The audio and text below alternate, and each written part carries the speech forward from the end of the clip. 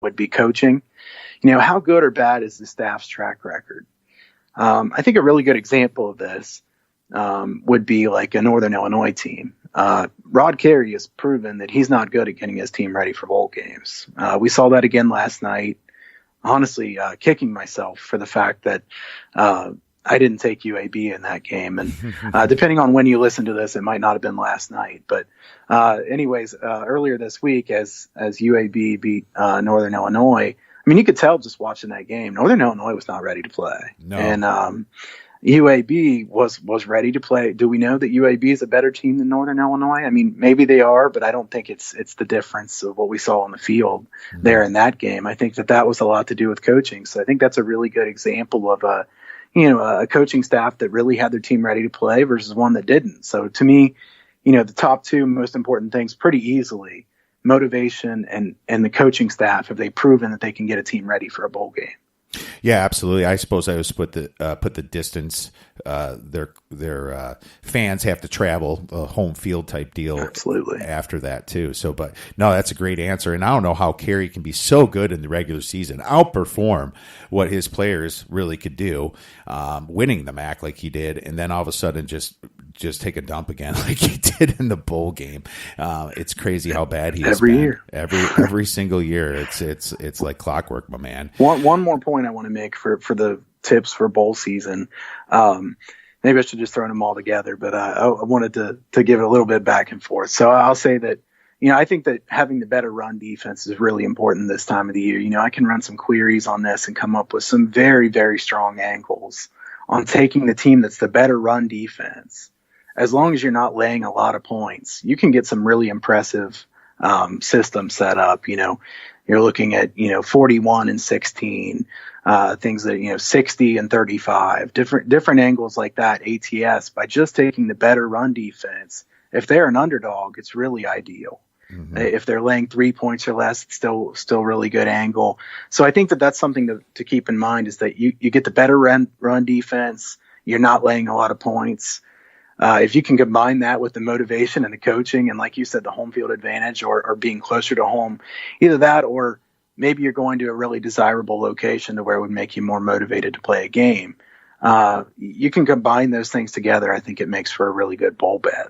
Yeah, absolutely. Agreed. Run defense is so huge when it comes to this because, these players aren't in the same conference. These teams aren't in the same conference.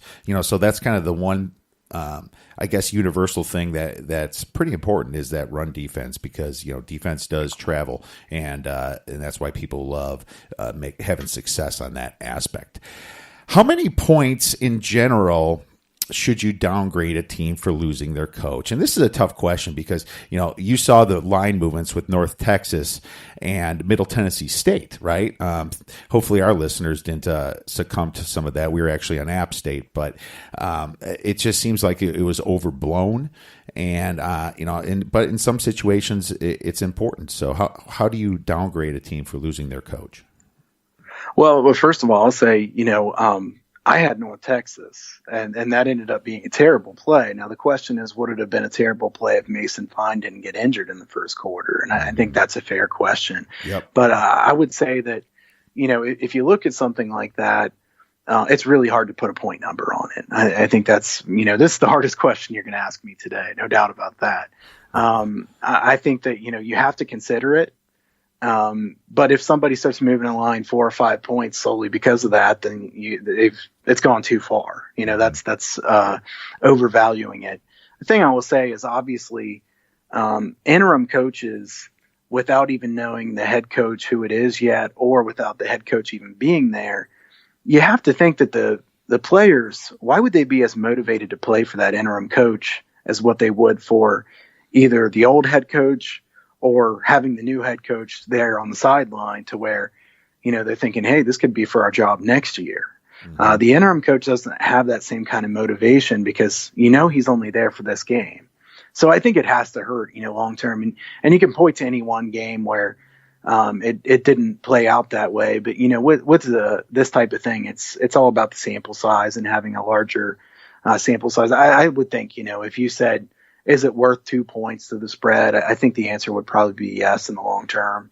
Is it worth 5 points to the spread? I'm sure the answer would be no. So, I mean, it's somewhere in that, 2 or 3 point range is probably a fair estimate for what it would be worth long term. But, like I said, really it's one of those things where there is no correct answer. I think that if somebody argued with me and said, it's worth 1 point, I wouldn't necessarily know that they're wrong.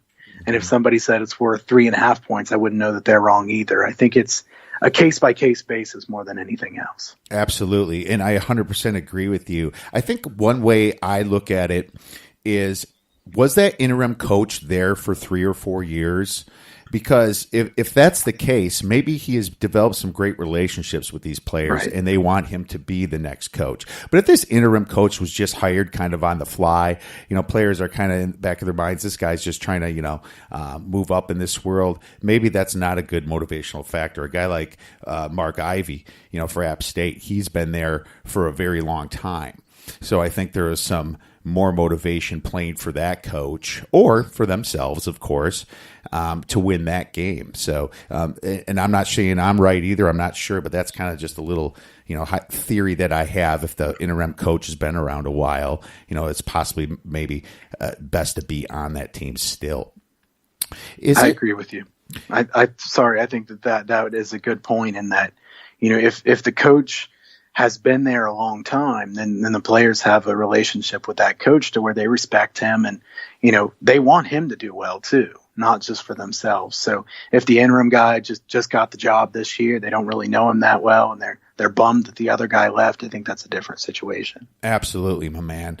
Well, cool. I guess the last question we have before we get into some of these games is, when is it a good time to fade I guess you would say the squares or the public perception of some of these bets? You see these bowl games come out early, the lines, and they go all over the place. Some of the line movements are great, but then if there's a side that you might, it might even be better to take a risk to possibly get from a 6 to a 7. When do you think it's best time to fade the public? Well, I'll say, I got some in my notes here. I got some interesting angles on fading the public I wanted to share with your listeners here today.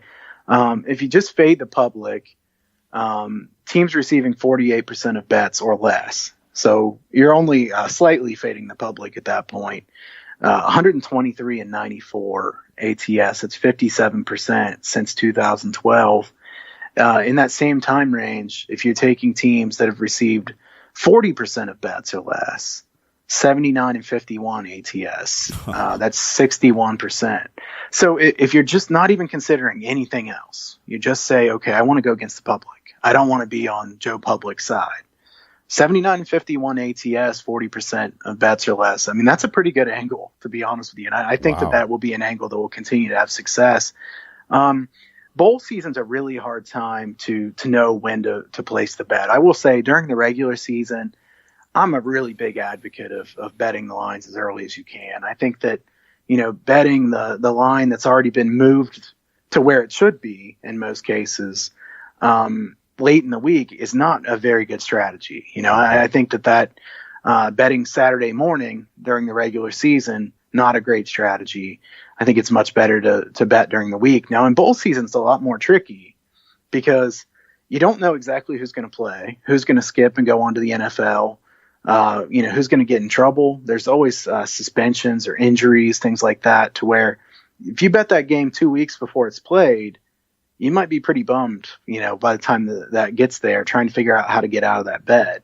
So I think that's a dangerous thing with betting too early. And I will say, I think if you want to just have action on a game in bowl season, you don't have any real strong opinion, I think just fading the public makes sense. If you just go say, hey, I don't want to put a large amount of this. I just want to put, 1% of my bankroll. I just want to put 1.5 or 2% of my bankroll on something just for action. And if you have a bankroll to where you can do that, then I think that fading the public is a solid thing to do this time of the year in bowl season. Now, I would think that, combining fading the public with some of the other angles that we have said would make the most sense. If we talk about a team that isn't getting much love from the public and also has plenty of reasons to be motivated, has a better run defense, things like that, then you're talking about a play I like quite a bit. I think that's the way I'd like to look at it more than anything else, is say, a a few days before the game. That's usually when I bet these bowl games, is a few days before the games, just so I can see who's going to be, who is going to play in that game, what the weather forecast is going to look like. And, if you can get a pretty good idea based on the betting markets ahead of time there, what's the public going to take? And really, let's be honest, if you look at two teams and handicap the game, I can usually guess who the public's going to bet in games like that. If you follow the market throughout the course of the year, you know which teams are going to be public darlings. So I think that, considering who the public is on is a really, really good piece of betting bowl games for sure. No, absolutely. I love your advice there. It's kind of like the Georgia Southern play. When we gave it out, it was at Pick'em. When we podcasted about it, it was at -1, but that thing closed at -3.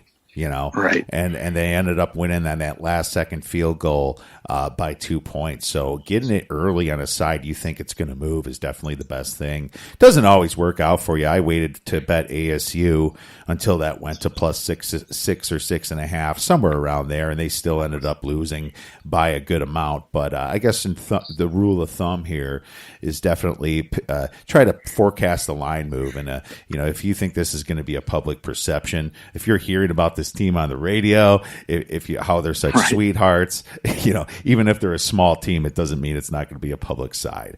Love the advice there. But let's get right into some of these bowl games, my man.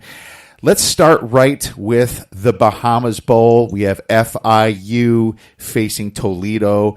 Toledo was laying 6. When I wrote this down, I think it's 4.5 right now. Any thoughts on the side? The first thing I want to say about this is I'm going to give myself one more venting session from the Bahamas Bowl a couple years ago. It's been a few years now. It's the Western Kentucky and Central Michigan game. I don't know what year it was. I really, I don't want to think about that game too much, but I do just want to say, I've never had a worse bad beat in all of my years of betting than Western Kentucky -3.5, I believe it was. I think they were ahead 49-7 and then won 49-48. And I remember that being on Christmas Eve. Kind of a funny story about that one is I remember that one being on Christmas Eve, and we were about to leave to go to my wife's side of the family. And I remember saying, man, I hope this car ride takes a while because I got to cool off before we get there. This is gonna be a long Christmas Eve.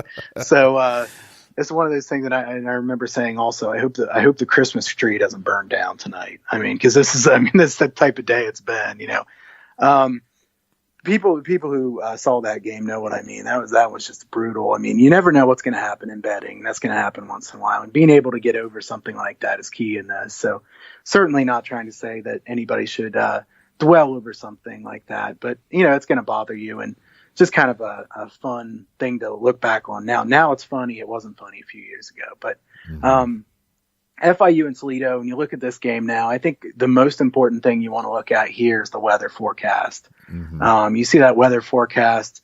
You never know in a place like the Bahamas, it could be beautiful weather, 80 degrees, nothing happening, or you could get some of those big rainstorms. And right now what I'm showing is, about 80 degrees, 30 miles per hour sustained winds. That's pretty intense. I mean, I think we could all agree. Some people disagree on how important weather is in betting football.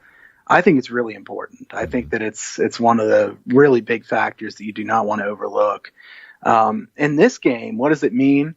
I think it means that Toledo is in a better spot than they would have been. I liked FIU until I saw the weather. Right. And as you look at the weather, you say, how's FIU going to score? I mean, so you've got an FIU team who, FIU has to throw the ball, and they had an edge throwing the ball against this Toledo secondary, but it's hard for anybody to throw the ball in 30 miles per hour winds. I mean, it's going to have to be screen passes and really short passes for it to work at all, but then the defense knows that's coming. So then you have to be able to run the football a decent amount.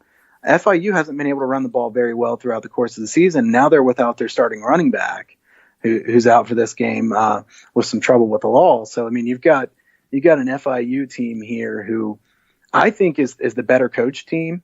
I don't want to take Toledo, really, to be honest with you, even with The 4.5, it's come down to 4.5. And even with the weather, what it is, I wanted to take FIU